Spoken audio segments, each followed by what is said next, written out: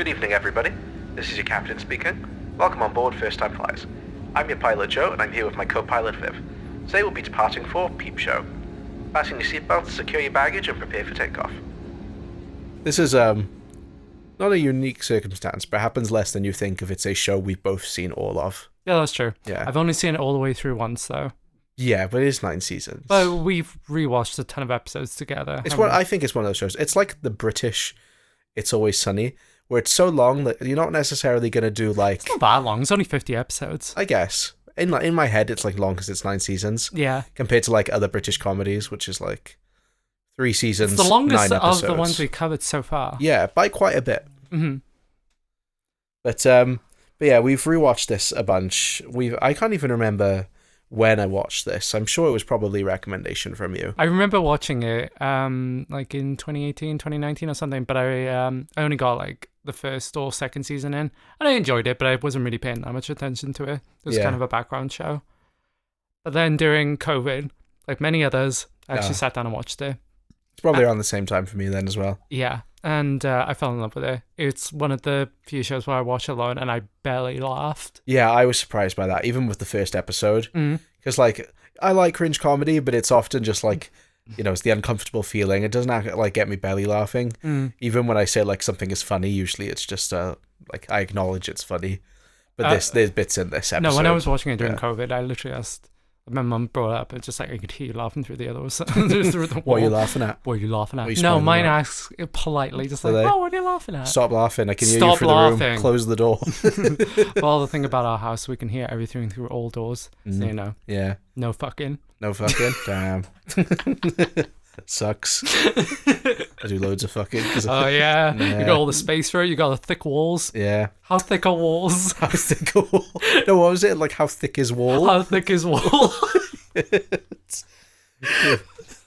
There was a couple of jokes in here that really, really got to me. Yeah. Which is like, okay, not to jump ahead to like my opinions of it. I think these episodes are fine. I think it gets great later on. Yeah. But there were like 1 or 2 jokes which did genuinely just make me like cry laughing where I had to like rewind it. I had that as well, yeah. It's like when I think of bits I was actually surprised because I was thinking of like, which bits of these show do I hold most fondly? And I was thinking of like later seasons because I always think of like one of my favorite side characters is like Dobby. Yeah. And it's like I didn't realize she's not in it for like the first half of the show. Yeah. And it was like I'm surprised a lot of the iconic episodes I think of aren't until like the later half. Yeah. Like I remember when I went on iPlayer and it was like pick up where you left off. It was like a season 7 episode. Oh, is it? Yeah. It's I wouldn't say that the show is like drastically different from when it started, but there is like a noticeable difference that we'll point out with just like the camera style as well as like the characters, but they definitely feel like I don't think it ended on the strongest. Not that the last season was bad or anything. I still love how it ends as well, but I feel so the strongest is in the middle, like most shows. Yeah, it's like they pick up their stride, but they haven't burnt out yet. Yeah, exactly. But overall, it's like a really consistent show. Yeah, it really is. Like looking at the TV charts for it, it's like there's nothing below a 7. Like there's no quintessential bad episode. Yeah, which is impressive for like a 9-year show. Like, or even more than 9 years. Like 13 years, 12, 13 years by the time it was finished. Yeah. And I always enjoyed seeing the behind the scenes photographs of how they used it's not a GoPro, but it's like... They even made their own. They made their own cameras that they strapped to their face. Yeah. Which they used interchangeably with like a normal like over-the-shoulder camera rig, which is so funny because you could definitely tell the quality difference. Yeah. Did you notice it when you were watching it? I did, yeah. Yeah. It was like wider, it was crustier. I didn't mind it so much. I thought it looked kind of cool. Yeah, I think they do say in like the production notes and stuff that they how they did it is they kind of like clipped a camera to a hat. Yeah. And that's how they did those shots initially. And they weren't happy with the quality, which is when they started switching to other rigs as the show went on. Yeah, that makes sense. Yeah, so... But I love these 2 characters. I love David Mitchell and fucking... Robert Webb. Yeah, and Robert Webb. Yeah. I love the work. I've only seen a little bit of their comedy show. Yeah. They did, but it was before this, wasn't it? Yes, yeah, so we'll go through... Well, we'll jump to Mitchell and Webb then, seeing as, they were instrumental in this... So in terms of the production of this show, of Peep Show, it was created by Andrew O'Connor and Jesse Armstrong and Sam Bain. who were featured in the last episode as well. They were, yeah. Jesse Armstrong wrote the thick of it. They did. And so to Sam Bain. Sam Bain collaborates a lot with Jesse Armstrong, including a 2007 film called Magicians, which I think Mitchell and Webb are in. Yeah, I think Darren's seen it. I haven't seen it. Fair. I've not heard of it. But I have seen Four Lions with Chris Morris. I love Four Lions. Four Lions is great. It's got the same sort of humour. And Andrew O'Connor is not only a producer, but also a magician. Awesome. It says on his Wikipedia. To be fair, if I was a magician, I would label on it. I would put it on my CV. I would as well. So they worked with Mitchell and Webb in an attempt to write before you go, some people just might know them from Succession. Jesse Armstrong specifically. Really? Yeah. Oh, I didn't know they did Succession. Yeah, no. It's not one of their main credits on IMDb. Yeah. It's kind of buried in it, which is like surprising. He's like won Emmys and shit for it. That is surprising, but good for him. Yeah, so they worked with Mitchell and Webb in an attempt to write a sitcom for the BBC, but it never got made. But that's how they got connected with each other. And when they were cooking ideas for that, one of the ideas was essentially Peep Show, called POV at the time, which they then did for Channel 4. So the original idea was it was similar to a Beavis and Butthead style show. They did say in the commentary. Yeah, with the characters basically just watching TV. But not only were Mitchell and Webb kind of like, well, we wouldn't really be in it then. Like, our characters wouldn't have anything to do. They also weren't really keen on like having to get all the rights for like TV clips and things like that. Yeah. And they said it would be a lot more expensive. They even say in the commentary for this episode, like the 1 minute they have the TV on and it's like a dating show. They said they had to like pre-record that and like have it signed off and stuff just to show that on the screen. Yeah, I think is the reason Beavis and Butthead did it was just like it was owned by that network. Yeah, like all the stuff they were showing and watching on it, which was kind of an incestuous sort of deal with them. But for them, I can imagine it would be like a lot more difficult. But it's kind of a shame. I'd love a little animated Mitchell and Webb in the corner. I can picture them like a Mystery Science 3000. What's that? Mystery Science Theater 3000? Yeah. It's the fucking like theater thing where they watch like old bad movies and it's like they're in the theater and there's like a guy with like two robots. I don't know. No. This is like really big. Like, wow, that's surprising. Yeah, I'll show you. Out. Yeah. I can picture them in the Beavis and Butthead style. Yeah, but no, they're both disgusting, but in such a different way. Yeah. So the style they then went with was inspired by a Channel 4 documentary called Being Caprice. Okay, I looked for this. Yeah. Lost media. Is it? It's just gone. I didn't look because I know it's like inspired by Being John Malkovich. Yeah. So it's like I know. I wanted to see like how close it was to it. But that's a shame. The only thing I can find of it existing is like an IMDb entry. That's mad. Considering it's Channel 4 and they have their own like streaming service, essentially. It's kind of surprising. I think it was like a special of a specific. Yeah. Maybe it'll turn up one day. Yeah. Yeah. And the voiceovers were inspired by Woody Allen's Annie Hall. Woo! You haven't seen Annie Hall, have you? No, bro. I know that like then they show like the characters' thoughts as captions. Have you seen the actual clip? No. Okay, then yeah, it's that. Thought so. I mean, it's literally written on the bar. It's a cute scene. Yep. Yeah. Is it just the scene? Yeah, it's just the scene. It's not the whole movie. Oh wow, I just kind of assumed it. Like the whole movie. That whole movie is just sort of made up of like bits like that of just like different ideas sprinkled out. It's like 60 different like. I mean, no, it follows a relationship, but it's presented in like different sort of comedic ways. Oh, and that's like one of them. I'll have to check it out. Yeah, you'd love Woody Allen stuff. I'm familiar with his work. You in court. I'm familiar with his work. I know of him. They filmed 2 pilots. I found out through the article you sent, actually, the Guardian article, that they were given £11,000 to shoot half an episode. Yeah. For the pilot. But they on the Wikipedia it says they filmed 2 pilots. Whether that was like after the first one. I assume so. Yeah. Yeah, because like I know that we like the script that is online is like draft 6. Yeah. Which I know like. Did you read through it? Yeah, I did. There's like some changes. I didn't have enough time. I'm sorry. That's fair. There's some changes. But it's obviously like by that point they'd pretty much ironed out what they wanted. Yeah. Which is what they said about like they were lucky that they could do 2 attempts at the filming with the pilot because they were able to like finalize what style they wanted. Yeah. And this version of the pilots haven't surfaced or anything, have No. they? So there is no like available pilot, like filmed version of the pilot. There's just an earlier draft of the script. But other than that, we don't know. There's also on Reddit, someone told us that the pilot, like one of the pilots at least, was actually not warring factions, the plot of the first episode. Yeah. But the interview, which is episode 2. I couldn't really find a source for this, but other people did agree, and they said that they heard it in one of the commentary tracks. So, and we listened to like the first episode one. The second one didn't. So I assume it's just like later on, maybe they name dropped it. Yeah. So we watched that just in case. I'm just thinking though, if the script that was the pilot, that was warring factions, wasn't it? The script that was online was warring factions. Yeah, that was an earlier draft of that. So I don't know at what point in the process they decided to change it, because they said on Reddit, I'll credit them later, but they said that the reason they didn't go for the interview episode is because people might have thought it was like too similar to The Office. I can understand that. That would make sense if it was true. But interestingly, to like jump ahead to the American pilots, which I'll give more details on later, but the 2005 American pilot, the A plot is like Mark, what's it called? Mark and the bus and Sophie and stuff like that. But it's mostly like made up of the episode 2 plot with like Jess trying to get a job. Yeah. So it's interesting because like that pulls from both. Yeah. And I'm sure like they just mushed the two scripts together. Yeah. But it's interesting that, we're not 100% sure what the actual pilot was, and then another version. We don't even know. Combined, yeah.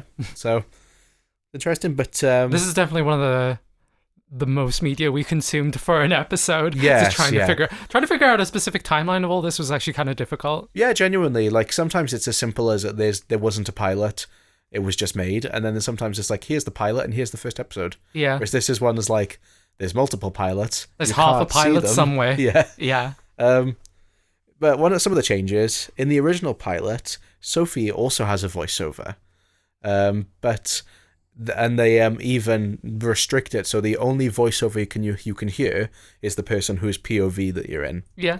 So they just kind of, it's weird. They're like looser with the rules and the fact that it's like other people can have them. It was strange as well because I saw a YouTube video that was sort of like, they weren't denying it, but they were saying like they were doubting those claims as well. Yeah.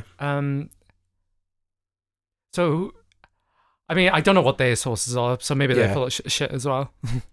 Take everything we ever say with a grain of salt. Yeah. Everything on the internet could be a lie. Even if someone's like, I've got a source, and the source is just like, yeah, they did that. Who fucking knows? Yeah, even the creators are wrong. Yeah. I mean, they can be as well. It was 25 years ago. Yeah. Kind of, they started working on it. Who knows? Yeah, because that Guardian article was like, 2 years old? Yeah. So that still would have been like 23 years. Exactly. So I couldn't tell you what I was doing 25 years ago.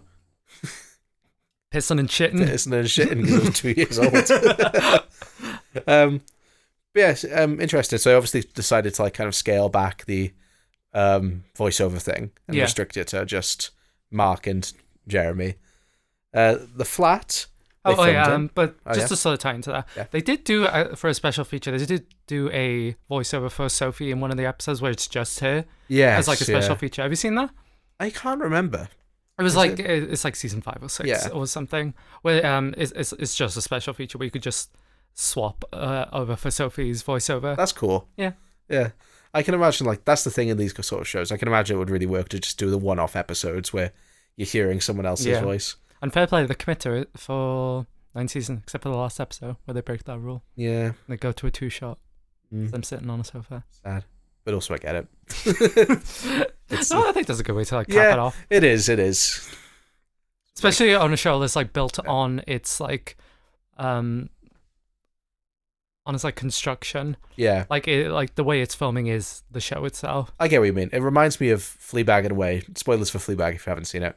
Of how when it ends, the camera tries to follow her and she stops it. And it's kind of her like letting go of the audience. Yeah. Yeah. Yeah, I love it when it plays with a form like that. Yeah, no, that's really good. And it's really funny whenever the cast talk about it, even in the commentaries, they're just like, yeah, it's a pain in the ass to film because you just got to stare into this camera the entire time. Yeah, I think much of the web said about because you can't really react to an actor because you're just reacting to another camera. It's weirdly like it gives the same vibes as how the guy who plays Daredevil now can't act because he just looks blind. It's like, and Mitchell and Webb saying like they can't act anymore without staring at the camera. That's like if you commit to something for so long, I imagine it does make it quite difficult. Yeah, that's true. Yeah. Speaking of the filming though, so they filmed in a real flat in Croydon in South London, which was initially selected for the convenience of the cast and crew, because a lot of them lived in South London or Brighton. But I think they later recreated it with a set. I was watching the behind the scenes for like season 5, I think it was. Yeah. And they pulled back, and it's like, oh shit, it's the apartment, and then they took out, and it was in a gym. That's mad. I know, I was like, what? Because they recreated it perfectly. I was just like, what the fuck? That's cool. It's a shame they couldn't. Honestly, I was surprised. Yeah. Because that they did film initially in a real flat. Yeah. Since I saw that, and I was just like, oh, it's just always been fake. Like, oh no, I guess they just did a switch at some point, because I know the people who owned it just didn't want them to film in there anymore. Yeah, and I think they said like it was a small flat. Yeah. So I imagine it was kind of a pain in the ass. I think they said they'd be like filming, like pointing the camera one way, and about 15 crew members would be behind them. Yeah. The theme tune for Series 1 was composed by Daniel Pemberton and featured in his TV pop music album. But it's not the most iconic theme it's of this show. It's not Flagpole Sitter. It's not Flagpole Sitter. I miss Flagpole Sitter. I know, but it sounds like, oh, yeah. It gets you hyped. It does. It's such a good song. Yeah. Really good for karaoke, but it's very good. But you can't do it too early. No. And you can't do it too late. You gotta be the right vibe. Yeah. You can't be like first song Flagpole Sitter. Yeah, no. That's way too much to start off with. Yeah. Speaking about Mitchell and Webb a little bit. So let's learn about the boys. Let's learn about the boys. They've been friends for a while. So it seems like they met each other in uni, as far as I can tell. Or at least before uni. But they graduated from uni, they were a duo, and they performed a 2-man show in Edinburgh Fringe Festival. And they also did some sketch writing at the time. Kind of the Nirvana, the band, the show before. Yeah, in a way. Also British and slightly less talented, but also more talented. Well, the two In-Betweeners boys, the ones who play Simon and Will, also did duo shows at Edinburgh Fringe Festival. Yeah, they just scoop up like duos there, and they're just like, well, figure something out. Yeah, pair them up. Yeah, it's good. But it's a good way to build chemistry, considering you already know they already do. They work so much together. Yeah, exactly. It's like pair people up who work well together, you get better results a lot of the time. Their big break was in the 2000s when they joined a writing team for the BBC Two sketch show Bruiser or Brussier. Never heard of it. Never heard of it either, and I didn't look it up. That's when you know it's good. Yeah. And they continued to have many shows together, including the most famous ones.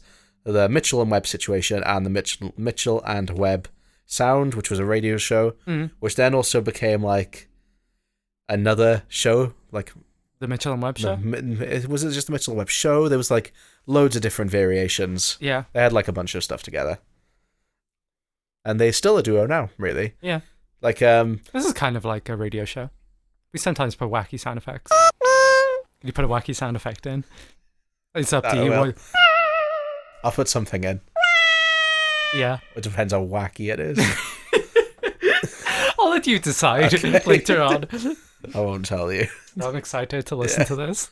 But I mean, to be fair, that's why when people are like, "What's a podcast?" Because it's like a radio show. Yeah, that's all I say. We're an independent radio outlet. I was going to say this at some point. I might as well just say it now. I'm Mark Corrigan. I am the living embodiment of this man, and it scares me. Do you think I'm like Jeremy?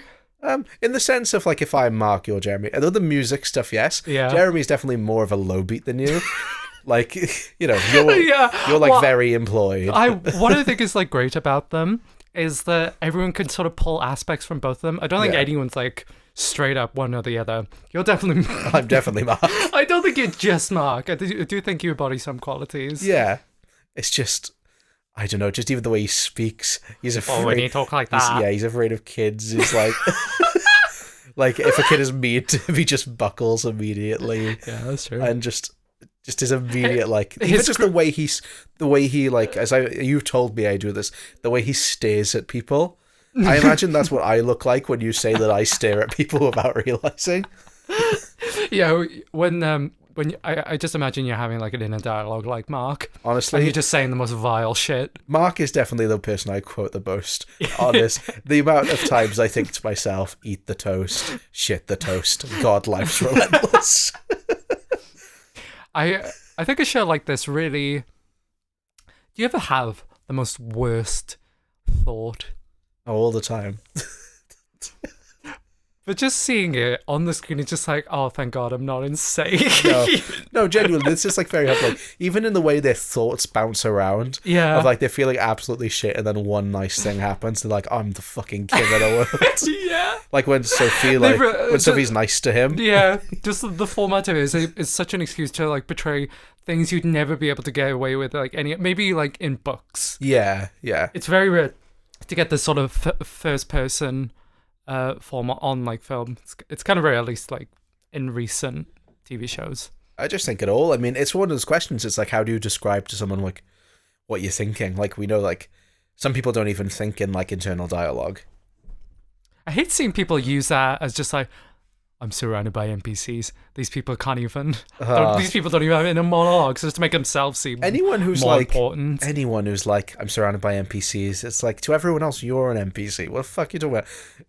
I say that as much like these. So if I'm walking past like a group and they annoy me, and just like NPCs, but it's in my head, so it doesn't count. Okay, I don't think that. I usually think there's something wrong with me, not them. Is that a victim complex? No, it's a persecution part. Is it a persecution? Which complex do you have? One of them. Both of them, probably. Where you blame yourself for everything. That's the thing, right? I'm sure it is. Persecution? Persecution and victim complex are definitely like the same thing, I think. I feel as though you have that coin and everyone's against me. It's because I deserve it. Yeah. You'd be a great martyr. Thank you. Okay. Maybe one day I'll have the chance to martyr myself. Oh, yeah. What? Who forgot? So this was considered... If you're going to do it for like something good. Yeah? Yeah. What if I like martyred myself for like the king? The king? Yeah, what if I was like a raging royalist and I died for the king? Again, I don't know. Depends what you did. I don't know. You did like an act of terrorism. I would rather it be like good terrorism. Not that there's good I mean...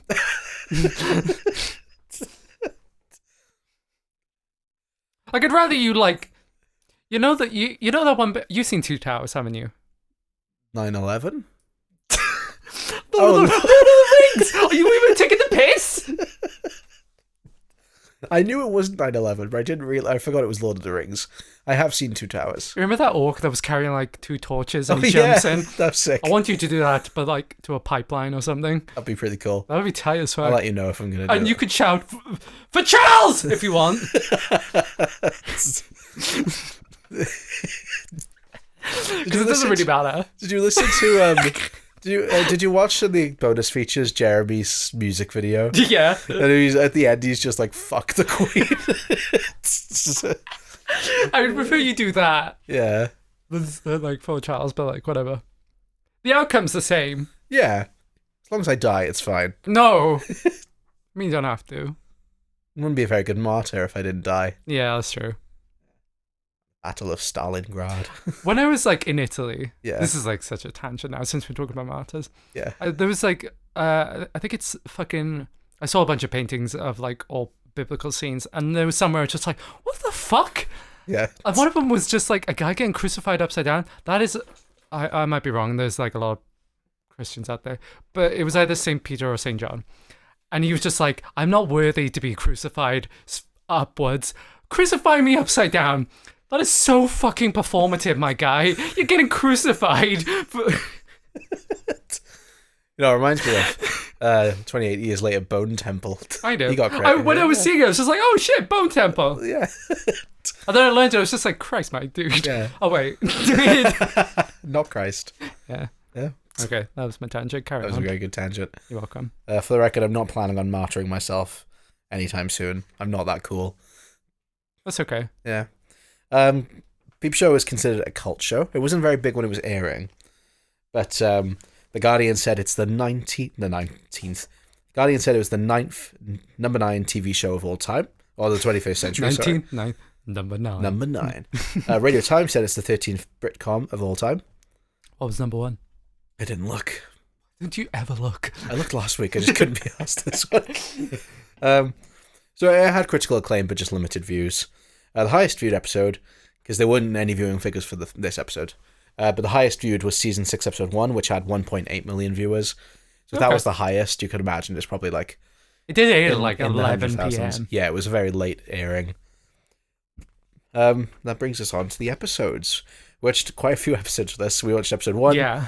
So we watched Warring Factions, episode 2, the interview. We're choosing episode 1 as like the actual pilot. We're just doing 2 as a bonus because why not? Well, yeah, because like we don't know what the actual pilot is. Yeah. We just have an episode 1. Someone on the Reddit's comment list and saying like, how you couldn't talk about the pilot when there is no pilot. And I said like, well, in that case, we just talk about episode 1. Yeah. And obviously like, fair enough, if it's like It's Always Sunny, where episode 2 or 3 was the pilot script redone, then it's like, we'll talk about that.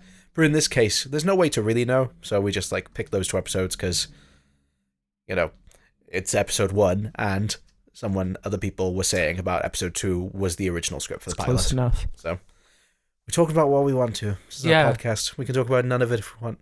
Yeah. Maybe one day we'll just pick a random episode and just talk about that. Yeah, episode 1, Warring Factions, directed by Jeremy Wooding, written by Jesse Armstrong and Sam Bain, which aired 19th of September 2003. What did you think of episode 1? I thought it was pretty decent. Yeah, I really liked it. It's not one of my favorite episodes, but it's episode 1. Yeah. But it does have some like really good bits, and it's like a pretty decent like introduction to these characters. Yeah. Like obviously you understand pretty well what these characters are like with like the first scene. Like obviously like Jeremy's like really into music, even though it's kind of shit. Yeah. And he's like kind of full of himself. Whereas like Mark is like incredibly insecure, but he's like more like a working member of society. They're polar opposites, and they have like, in a way, they're very similar. Yeah. More similar than they admit, but they are polar opposites of like, Jeremy is really confident with not much going for him, and Mark has a surprising amount going for him, but has no confidence at all. Yeah. Like, I really like both of their introductions, especially Mark's with the bus. Yeah. Like, that just is perfect for him, I think. Yeah. Just racing for the bus just to see if the girl he likes is on there, only for her to not be there, only, she's behind him and he just didn't hear her. But the whole setup and then the of whole hers. sitting on her hand. Yeah. The original plan for that was different from the previous script, and they said about in the commentary. Oh, okay. Was that in the script you read? Yes, Okay, it was. what was it? So behind them were, I'm trying to remember now, one of the writers, let me double check, Jesse Armstrong and his son Abe, who Abe was going to pull on Sophie's hair, causing Mark to think that she was having a seizure, and he was going to reach into her mouth to grab her tongue. Which, first of all, I'll say this, I'm trained for seizures. Don't do that. Never do that. If someone's having a seizure, just make sure they're not hitting anything and call an ambulance if it's their first one. Yeah. Do not grab their tongue. That would have been a crazy introduction. Yeah, I thought they toned it down to just an awkward interaction. Because they were like, that's way too convoluted of how to get there. Yeah. So yeah, they changed it to she just sits on his hand, which feels a lot more realistic as well. Yeah. I can imagine anyone being in that situation, especially when he's like, okay, I should say something. It's already been too long. I can't say anything now. Like early on with this show, like the sort of situations they get in are much more realistic. Later on, they're literally eating dead dogs to cover to cover up. Yeah. So in the beginning, they're going through like much more like realistic scenarios, but they're still pulling like quite a good bunch of comedy for her. Yeah. Just because it's like plays right at the start as well. I really like the opening sequence because it kind of introduces you to the whole POV style. Oh yeah.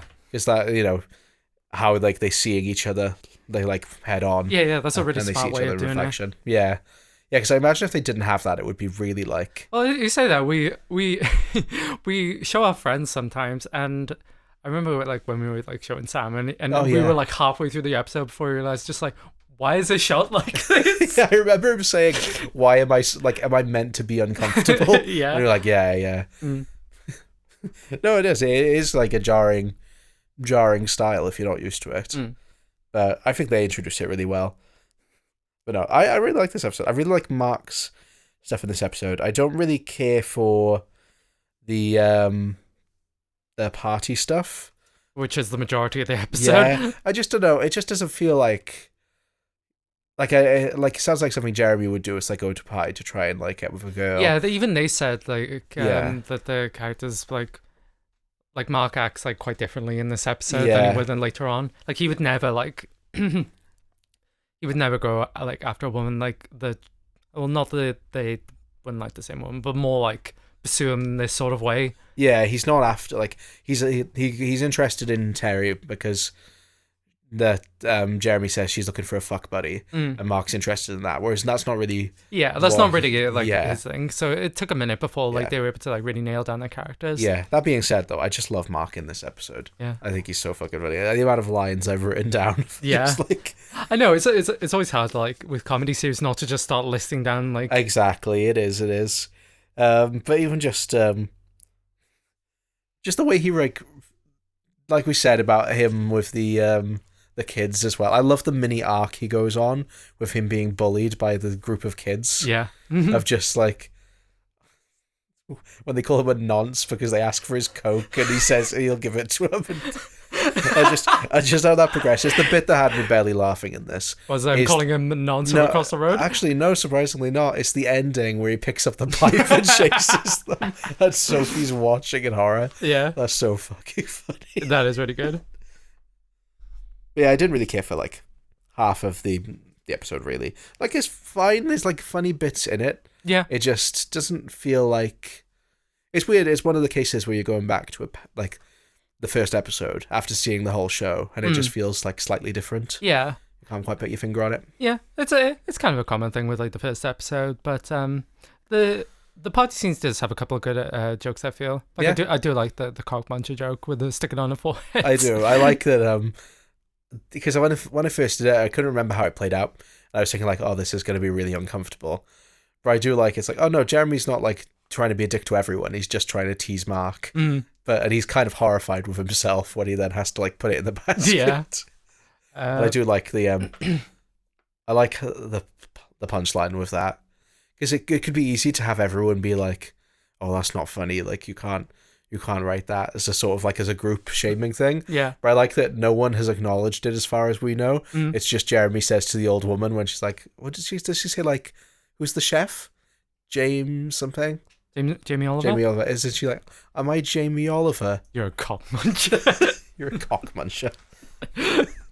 How do you feel about the whole the cancer sister plotline? Wild.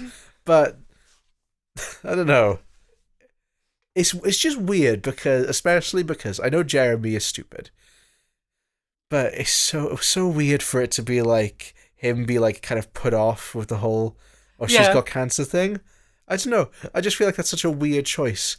If it was like he was hyper focused on like, which in a way I suppose he is. It's like hyper focused on not saying the wrong thing. Yeah. Like when he's like, so how long are you planning to stay at your company? And she's like, oh well, as long as I last. Yeah. I think it works best when they're both saying things that sort of like toe the line. Yeah. Like they don't want to bring it up. I think that's funny. It's more just the weird stuff when he's like, can you catch cancer? Like, and he's like, oh, maybe we shouldn't like have sex because the cancer. They say this in the commentary, but he was supposed to have been a nurse, or at least he may have lied about it. But in the commentary, it sounds like no, he was a nurse initially. Yeah, exactly. And it's like that stuff. I think is a bit off-putting. If anything, I feel like it'd be more a character of Jeremy where he's like he doesn't care about it, but then it is like, oh, can you keep the hat on? Yeah, and like he is trying to like not say anything that would make her uncomfortable. Yeah.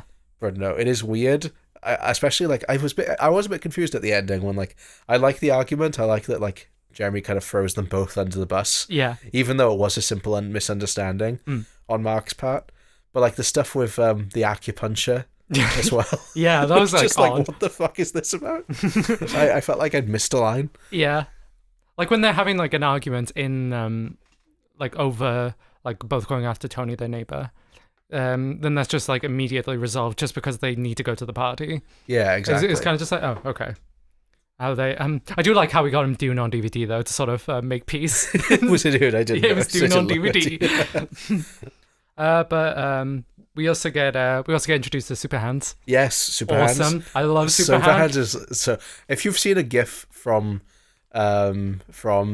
Peep Show, 90% chance it's Super Hands. Do you have the actor down? I didn't write his name. I didn't. I'll get it now though.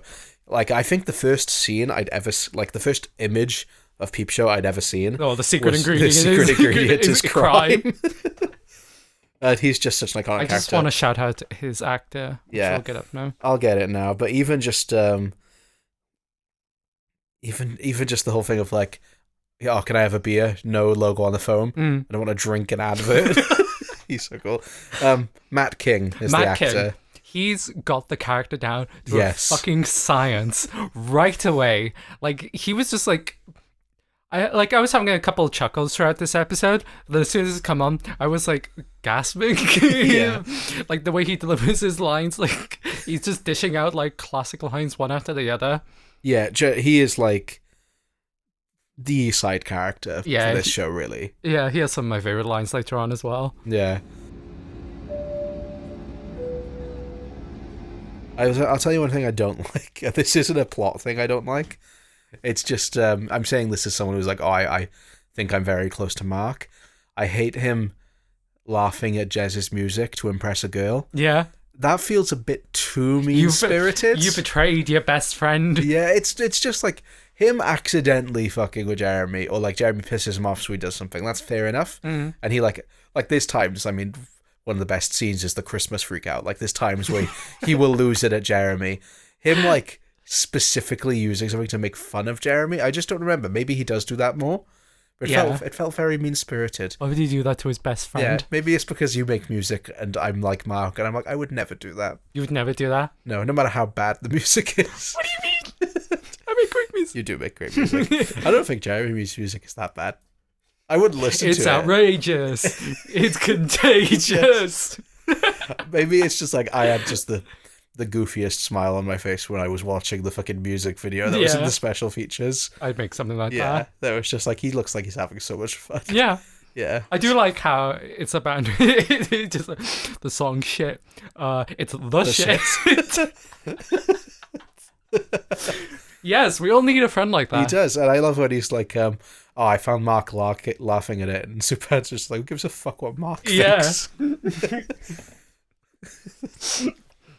But no, I think it's a solid starting episode. Yeah, pretty much. I think it's pretty okay. Yeah, it's like it kicks off the show well. Do you prefer episode 2? Or do you prefer episode 1? I think episode 2 is more similar to what the rest of the show is like. So do you think it would have been like a better representation to use that as the first episode? Maybe. If it's true that the only reason they didn't use episode 2 is because it was too similar to The Office, which, first of all, like, other than the fact that, like, yes, it does take place at an office, a lot of it takes place outside the office as well. But maybe The Office is like that. I haven't actually seen it. Maybe I can understand that, but, like, I think if you watched episode 2 as your first one, you still get a good introduction to all the characters. That's true. Jeremy has, like, slightly less to do, I guess, but, like, not much less. Like, he's still there. He still has the job plot. Yeah. It's just his stuff is more related to Mark. There is one joke in episode 2 that did make me laugh the hardest out of these. Yeah? Yeah. Do you know what it is? Was it to do with the Nazi love heart? It wasn't. I forgot about it. Okay, there's like 3 jokes in this that really kill me. That's so Barbara. She's such a racist. It was when he was at the interview. It was in the face. Yeah, no, that's fair. I don't know how he does it. He just does it. It goes straight back to me. No, I had to watch it 3 times because I don't know how he just retracts it then. Because I would have broke so many times. So you watched the one of the American pilots, the one with the clips. Yeah, that has a similar scene, and like the guy just like upturns his eyes, whereas like not Mark Webb. I always mix their names up. Robert Webb. Robert Webb doesn't just like move his eyes. He like contorts his whole face for a split second and then gets right back. And I love when he gets called out on it. He's just like, oh, I just got this. Like, he's gonna lie in front of Mark. But I love her concern, though. She's not like, what the fuck was that? She's like, what was that? What was that? Oh, I just got this pass. I know Mark recommended him. I think Mark shouldn't have been there for that. Like, on a company level. That is a strange thing to have the person who recommended you at the interview itself. Yeah, especially I know it's cringe comedy, but one of the bits I genuinely cringed and thought like, oh, is like when Mark speaks up in Jeremy's interview. Yeah. And purely for the sense of like, even if Jeremy was good, he wouldn't get the job now. Yeah. Just because of you doing that, you completely undermined him. Yeah. But then it is satisfying when Mark has the freak out then as well. It's something about seeing UK officers on TV. Yeah. Or being filmed.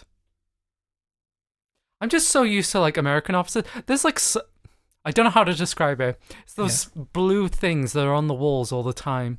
There's like little Velcro thingies. Yeah. Is that what you mean? Yeah, that material. There's like a specific vibe to like UK officers that makes me want to hurl. Yeah, I imagine Americans probably feel the same way about their officers. I guess so. There's their little cubicles, their fucking desks.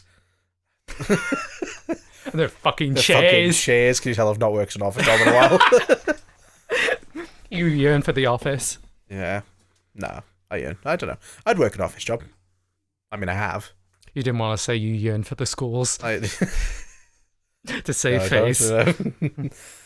You know you're not a nonce. It's fine.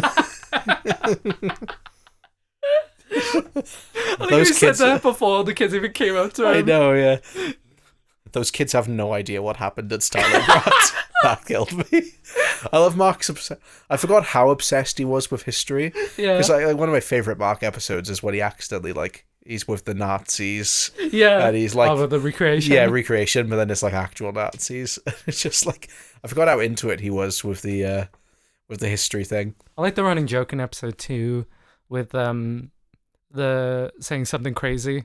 Oh, yeah. I like it was just like the phone call, then he was singing it in his head whilst bringing the Nazi sticker over to the... Yeah. And then it like obviously pays up and like right at the end to reveal like she did tell everyone. It's also a very good song. I love songs with something stupid. It's a very... Songs with the name, like the word something in the title are often very good. That's true. Yeah. I can think of a good 2 of them. Yeah. I'll make the third one. You should. Something. And then it's going to have that bass line. Boom, boom, boom. Like the one that Super Hands was playing. I love how defensive Super Hands get when Jeremy's like, it's not very good.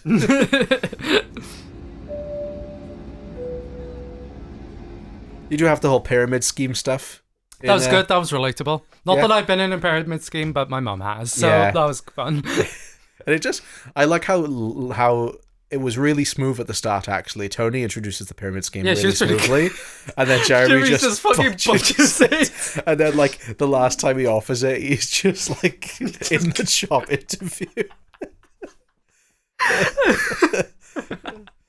It's so good. I was watching the episode and I looked away for a second before, like at the end when he started doing that. I was just like, why the fuck is he in a bath again?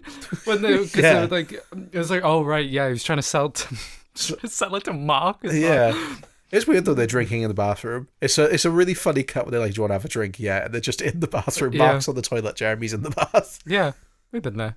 Yeah. Don't know if I have, but I've been in many a bathroom. Yeah, drinking. With drink. Yeah, drinking from the shower head. No, with like a glass. Yeah, but like he tops it up with water from the shower head. Oh, yeah, that's true. That's rank. That is pretty rank. Yeah, it's different water. Do you think it's bad to like drink from the bathroom tap? I don't think it's bad, but I am adamant. Do you feel a little guilty? I'm adamant it tastes different. Do you think so? I'm 100 in my house 100%. Really? 1000%. Would you be up for like 1,000,000%? 1,000,000%. Yeah. So if I did a taste test later, do you reckon you could do it? I genuinely think I had a chance. Really? Yeah. Interesting. Yeah. I'm gonna fuck with you with this though. Yeah. I'm gonna put like 5 glasses. Exactly. You're gonna be like 2 of them. And like, turns out none of them are. I know. That's the thing. See, I would like try and metagame it. How would you metagame that? I'd be like, I know that you would do this, so I think you did this. Oh, so you're trying to read me apart than actual play the game? I felt like this a couple times. I remember watching some YouTube essays on YouTube like a couple years ago, and it always did the thing of like, which of these things do you think is this? I tricked you. It's both of them. And I always was like, say like, so it's like, which of these do you think has been, I don't know, which of these images do you think has been edited with AI? It's like, oh, both of them. Joke's on you. It's both of them. It's like, yeah, fucking, I can tell. And sometimes that's a very Mark thing to do. Yeah, and sometimes it's not that, yeah, sometimes it's not even I can tell. It's just, you're going to try and pull the wool over my eyes. And you can't be I know the structure of video essays too well. I've written this shit before.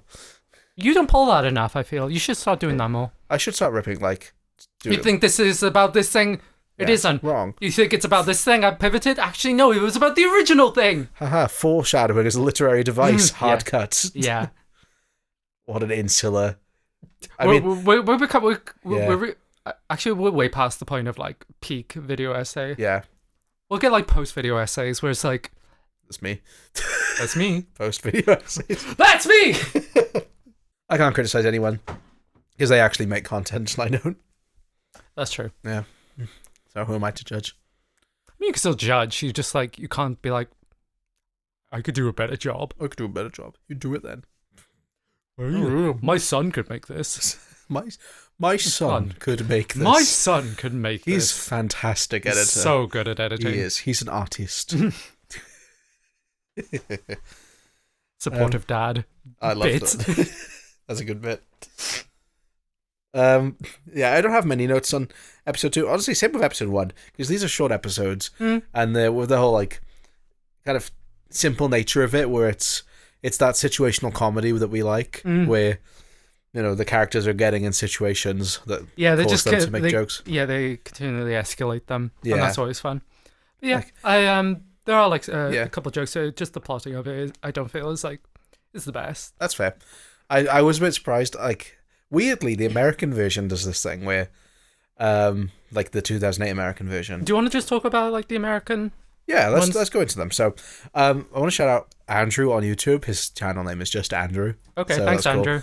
Cool. He had 2 videos where he talked about like the American things and kind of collated the information that he could find online, because there's not a lot of information on these. So there's one in 2005, directed by Andy Ackman, who did a lot of work on Seinfeld and Cheers, and written by Jackie and Jeff Filgo, who are married but haven't really worked on anything. And then one in 2008, which was actually commissioned by Spike TV, directed by Dylan Kidd, and Jesse Armstrong and Sam Bain are credited as writers, but the script is like near identical. Okay, so they just like, they get credited by proxy. I assume so. Like, it's to the point, like, there's moments of difference, but like, the overall plotting is the same. It's kind of like the IT Crowd episode, where it's like almost the same. There's just a couple of bits that have changed. Mm-hmm. So, the 2005 pilot is awful. Yeah, famously bad. That's the one that was shot on that was on the VHS one, wasn't it? Yeah, and I couldn't get through that. No, I did, but I had to speed it up. It doesn't even stick with the gimmick. No, it's that's literally like the whole thing. It's awful. It does like the voice thing, like the voiceover. You got Mr. Big Bang Theory in it? Yeah, Big Bang Theory boys in there. Leonard from Big Bang Theory. It does the voiceover, but does it so poorly that it feels like really jarring every time they do it. Because it's just like, why am I hearing his thoughts? Weirdly, it makes more sense to hear someone's like, when you're in the POV. Yeah, if you're shooting the POV, then it would like make sense too. Or if you're shooting, like looking at them through someone else's POV, they're the only thing on the screen, so it kind of makes sense. But intercutting dialogue with voiceover just doesn't work, and like, it's just bad. They add like little musical stings that are awful.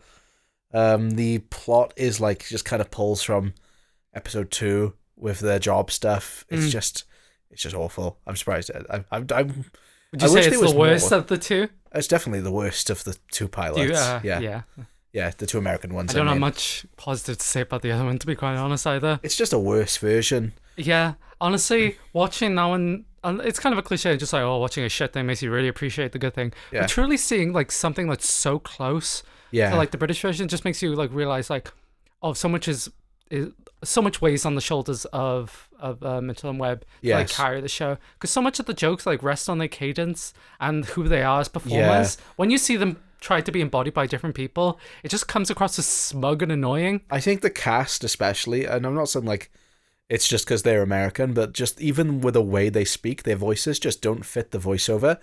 No. It's weird to say, but it just sounds like they're reading lines rather than it being their thoughts. Maybe this could work with like different actors, but the people that got for it, I just thought were awful. I also think they're trying to follow the plots too closely. Like, granted, it was like 2005, 2008, so not that far removed from 2003, like a couple of years out each way. But it's like, I know American culture and British culture, I was like, it's not like wildly different, but it's different enough that it's like, I don't know, it just doesn't seem to fit. It's like, it's jarring. It feels like it's uncanny. Yeah, it's uncanny. It feels like they're performing like the British version rather than making their own version. Yeah. It's kind of like I felt with the IT Crowd, where it's like, why are you bothering to remake this? Is the US office like the only case where like a UK show translated, at least in terms of viewership and like fan base, that translated pretty well? Only one I can think of. Like off the top of my I feel head. so there's like another example. There probably is. Because like, they keep doing it. There probably is, but then The Office is like, I've not seen either the UK or British, the US or the UK Office. And like, but I know of the American one. I've seen clips. It's like obviously like very successful. Mm-hmm. I can't think of many other examples. They just really wanted to work. It's a shame. Yeah. Just embrace the Britishness. Yeah. I think the British voice does that really good like dry comedy of like Mitchell and Webb's voiceovers just really works. Yeah. Yeah. Like David Mitchell, like the way he like speaks, how he constantly stutters. Like that little bonus feature where he's doing the job. Oh, the CV thing. Yeah. It makes you realize just like so much rests on like how he like his cadence. Yeah. The way he drags out like how he speaks and is quite nasally and yeah. Yeah, absolutely. Great idea, Adolf. But and like it's contrast where Jeremy's like not northern, but like just his like more like looser way of speaking. Yeah. And like faster way of speaking. Yeah, it fits the characters really well. Yeah. I don't know. It just didn't. It felt like the American one, the 2008 one, was trying to like show that by making Jeremy like really energetic. Yeah. Where it's like, yeah, he's more energetic than Mark, but he's not like a crazy guy. Yeah, but when you put him with like that sort of guy, he feels just he's almost like what Jeremy thinks he is. Yeah. In a way, rather than because like what works about Jeremy is that he's kind of like egotistical, but he's like in a way he's like kind of pathetic as well. Yeah, exactly. It's the same thing of like they both think more of themselves than they actually are. They're a lot more on the similar ground than the other one thinks. One person we haven't really spoken about. She's not got much to do in these, but I just wanted to say about Olivia Colman is in this. Incredible. She's just the perfect woman. She honestly deserved the Oscar for this. Oscar winner Olivia Colman. That was great seeing her. She's fantastic. Yeah. She's great in everything she does, but it is really cool seeing her in this stuff. I like what they do with her character later on, where they make her a mess. Yeah, because like in the beginning, she is just kind of like almost a nothing character, but to just sort of be basically a love interest. But like later on, she is just like she's like horrible. Yeah, I'm thinking of like the wedding and like her trying to get pregnant and things like that. It's just a real fall from grace. Oh my God, I'm thinking about the wedding episode now. Oh, the wedding episode's so funny, but like so uncomfortable. They're crying in the car afterwards. Of course, I pissed myself. As soon as you told me to, I started doing it. I need to rewatch. I'm definitely gonna like rewatch some of this. I probably won't rewatch the whole thing. No, I haven't got time, but I will pick out like a few select episodes. I did on my own accord. I rewatched the boat episode like a couple weeks back. Oh, nice. Just for funsies. It's great. Yeah, I'll do the same. I'll have to look through and see like which episodes I can remember. Mm-hmm. Go through there. But no, it's a nice simple show that I definitely recommend everyone check out if you haven't. Because I don't like I see like a lot of jokes about it online, but I feel like even though it's a cult show, it's one that like people talk about less now. I don't know. Do you think? I feel so, especially during COVID. Like it definitely reached like its peak popularity. Yeah, because it was just like it was very easily accessible. If you're in the UK, you can literally just watch it on Channel 4 for free. Yeah, exactly. But I really recommend the show to Yeah, basically everyone. Yeah. I'd say it's pretty accessible. If you like cringe comedy, this is like yes. the cringe comedy show. 100%. If you don't like cringe comedy, do not watch Yeah, this. no, don't touch This this. will be so painful for you. Yeah, just to say about the show itself. It ran for 9 seasons. Like you said, though, it was only 54 episodes. Mm-hmm. And it ended 16th of December, 2015, which is way later than I thought it would be. It's weird when they shift to HD. Yeah. And picture that. And Jeremy's gay. Jeremy is gay. Well, he's bi. Well, yeah, bye. I just remember Dobby being like, wow, Jezza's gone gay. Oh, Dobby's a great character as well. I love Dobby, genuinely. She's like one of my favourite side characters. Yeah, she's great. What was I going to say? For some reason, I thought that there was like some sort of controversy with Mitchell and Webb, but I couldn't find it. I don't know. Maybe David Mitchell is like mildly centrist. Maybe they said a turf thing. There was, as far as I could see, there was no controversy on their Wikipedias. That's refreshing. And I checked that because of the next week's episode, Whoa! where I had to check it. But before we do that, let's check out the Reddit. Yeah. A lot of feedback. Yeah. A lot of the comedy Reddits, like the comedy shows, a lot of them will just be like quotes. Yeah. Which is fine. I always think that's fun, and it's nice to see people engaging. It was funny, though, because this one broke containment, and we had multiple people telling us that they popped up on their Reddit feed. Yeah. Just because it was in getting engagement. We're sorry. Yeah, we're sorry you had to see us out of containment. Yeah. But yeah, so it was Handlit23 who said about making episode 2 was the actual pilot. But they, what's interesting is they said they aired them out of order. So that makes it sound like they filmed them both and then swapped them. Oh, okay. Which may be true. It does say it's in one of the commentary tracks, but they didn't say which one. I know you're seeing now. It's just like all explained out to you and very clear. Yeah. I am the Lord of the Bus, said he. Oh, show. If you like the show so much, why don't you just find it and screw it? Gave me a powerful sense of dread the first time I watched it. Yeah. Yeah. I actually responded to that saying about the story with Sam asking if he's meant to be uncomfortable. One of the most quotable episodes, in my opinion. That's interesting. Which I said, fuck off, clean shirts. Series 1, Episode 1 is my favourite episode, I think. Ever. Out of 54 episodes. That is a rare opinion. Yeah, I'll give it to fair him. enough. So, someone who's only watched the first episode. This is my favourite episode of Peep Show. Come up for a slightly original spin on a podcast, record the podcast, realise no one's listening to the podcast, cancel the podcast. God, life's relentless. We haven't cancelled it yet. Not yet. I did say, though, that's like something I quote all the time at myself. There was quite a bit of discussion on the American pilot. Some people didn't realise, like, there was one, not only one, but 2. Like, multiple people were like, hang on, what do you mean 2 failed pilots? Hey, we should try for 3. Yeah, I only knew because of Andrew. I knew there was one, but the other one was, like, surprisingly buried. But no, it seems like, overall, nice engagement on the Peep Show subreddit. Thank you all. And people pleasantly like this episode. Yeah, next week's the last of the Britcom ones. I'm scared. Because that next week we are watching a pilot episode and then an episode 1.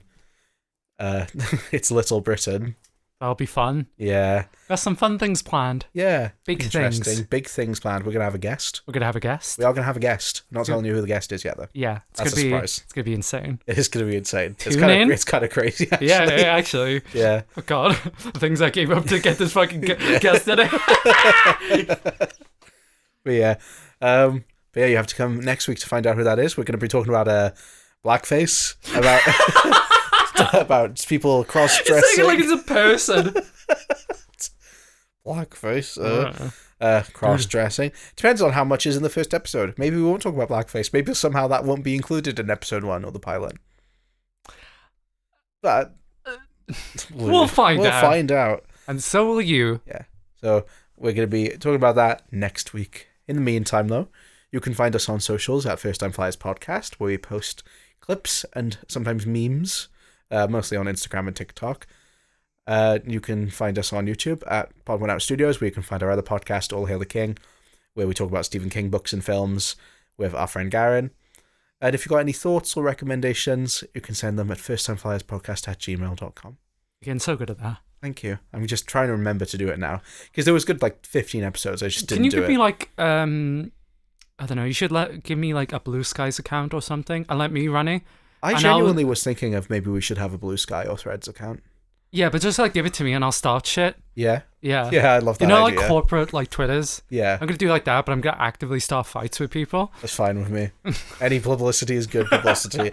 We've been cancelled once. We can do it again. Oh, yeah, I just go up, I don't know, I just, at KFC and just, suck my cunt. You're banned so quickly. Especially on Blue Sky. Oh, yeah. They woke on there. Woke Twitter, am I Gotta right? we're going to be we're discussing Little Britain and they'll block us immediately. The things I need to just, just give me, the fucking Twitter account or something. Oh, God. Then I'll just, actively start calling. No, way. I wouldn't call people sirs because that's common on there. I would do the reverse. Yeah. You'd bully them in different ways. I would just call everyone Crackers, grommet. Do you have to censor that now? Do I? Because I feel like if I did, people are going to think Announce it's something your race worse. to everyone. Well, I'm white, you're white. Like you say, we, and then you change your mind. You have to remind yourself. I'm white, Viv is white. What's Garen? White. What? White. But if I censor it, people are going to think you said something way worse. That's true. I'm I'm not now taking sick. my sneakers off. I'm sick as I'm O2. well. What are you singing? Sneakers O2. No, I know those. I was going to sing Flatball Sitter. Oh, I'm not sick, but I'm not well. And I'm so hot. Because I'm in hell. Oh! Camera crew, prepare for landing. Thank you for flying with us today. We hope you have a pleasant rest of your journey, and you join us next week when we depart for Little Britain.